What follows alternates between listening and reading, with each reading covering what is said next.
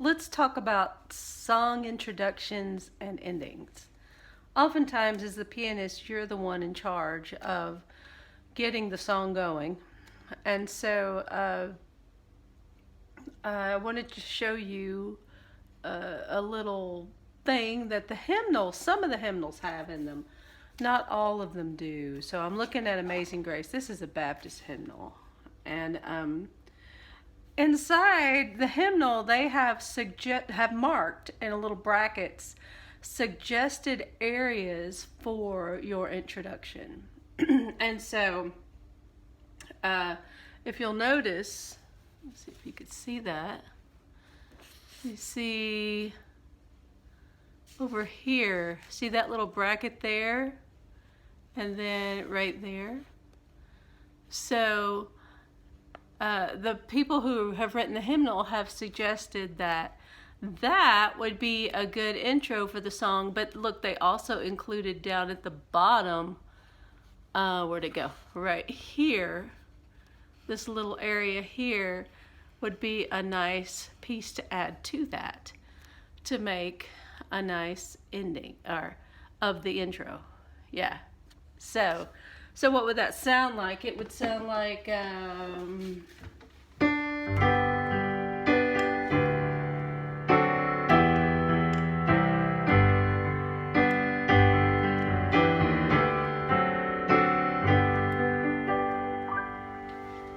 so it'd be like that. I added the two little bling blings at the end, which we can talk about that too here in just a minute. But anyway, so that was a suggestion. Now, in the church that I grew up in, not only did the pianist have to do an intro, they had to do what we called an interlude. And that was like my mom was often the choir director, and if I was playing for her, she, as the choir director, might have a little bit of something to say about the song. She liked to do hymn stories and that kind of thing. And so she would look at me and I was to do an interlude, and, so basically I'm playing the song again quietly while she is talking. But at other times, they just kind of wanted an interlude, and it was quick because they wanted to say, okay, so on the third, so they would look at me to play a little something while they go, on the third, because maybe we skipped the second verse or something like that. So an interlude in that scenario would be very, very short. And so a good thing to do would just be the last part of that little bracket. So...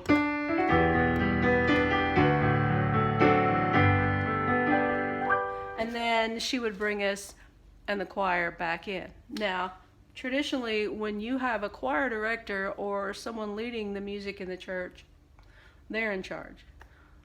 They set the tempo, they start the song and end the song. That's what they're supposed to do anyway. But oftentimes you'll be thrown into something, and the people leading, are really shy and hesitant because maybe they're just filling in. Maybe that's, not their real calling. They're just, helping out.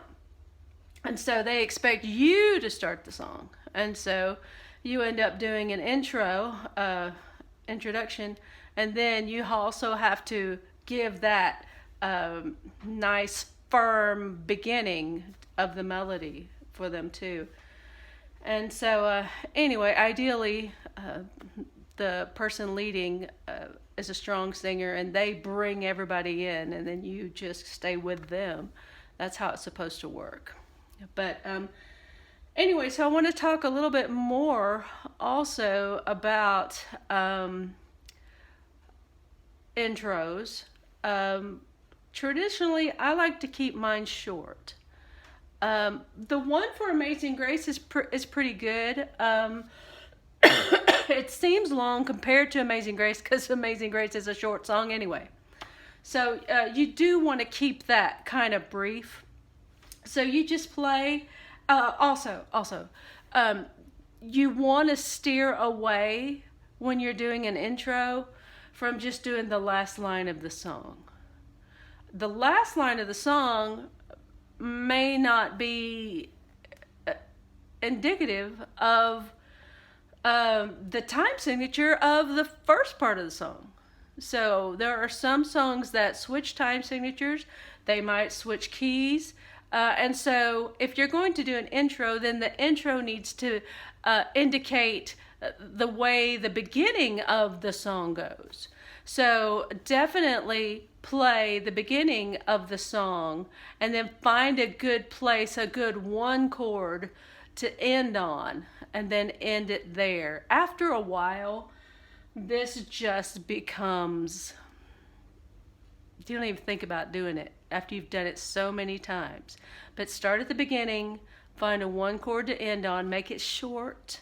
Unless your director's talking, then you just keep playing until they give you some sort of signal, and then you just follow them, hopefully. So there's that.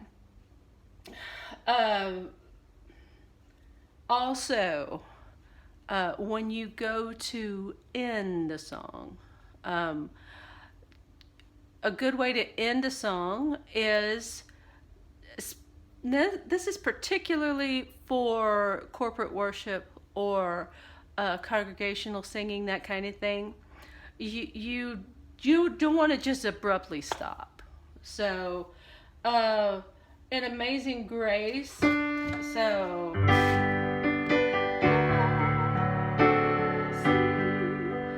that ends on a G, and so you can just do some G, rolling up.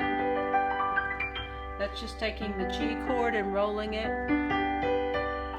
Sorry. And I like to be able to do that with one hand. That way the left hand is free to do whatever it wants to do. So, and that takes just a little practice. And let's do that in slow motion. So you're just do 1, 2, 3, 5, 1, 2, 3, 5, 1, 2, 3, 5, 1, 2, 3, 5. Yeah. Like that. And just keep practicing that until it gets really, really fluid. So that's a good run. Another thing that you can do, and it depends on whether everyone is singing all the parts.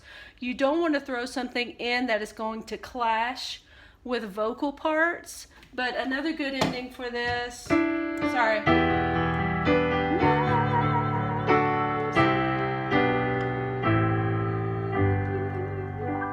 Okay, so what did I do there? So I went to the subdominant. I went to the fourth note. So I went to C. That's the fourth note of the scale because I'm in the G. I play the C. And then I just follow that down with thirds in the right hand and the octave in the left. And then keep doing that pattern. And then finish it off on the 1. But that's it. That's an alternate, a good ending for that. You can be as elaborate with your endings as you want.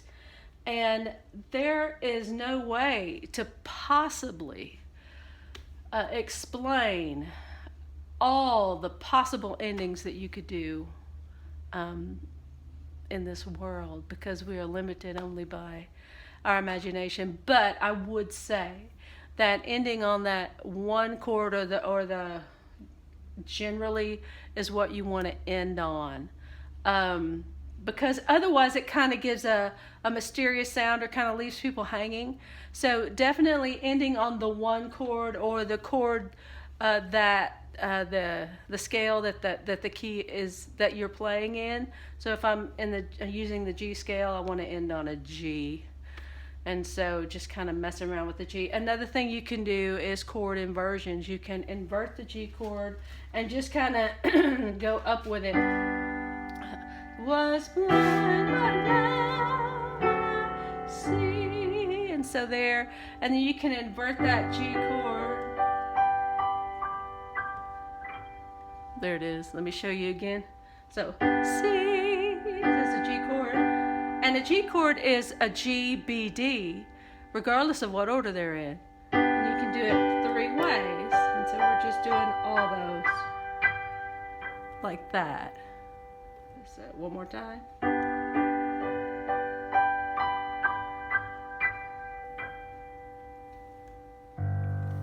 popology on the bottom that kind of solidifies it and makes it over. So anyway, those are a few examples. You want to play the first line of the song, end on a 1 for an intro. If you're having to do an interlude, you can play the last line of the song for that, or a portion of that, and that will be okay, usually. It depends on, if the song is in a different, I don't know, you're going to end there anyway. So anyway, you just kind of have to use your common sense when it comes to what to do. There's a lot of flying by the seat of your pants, as my husband would say, when you're having to accompany. That's so different. And so anyway, I hope you have the opportunity to play for others, because that really does stretch you and make you a better pianist. Because accompanying, again, is completely different than playing a solo. So anyway, I hope this helps. Let me know if there's something else, or if there's something I left out, or something you have a question about that maybe I can answer. I'll sure try.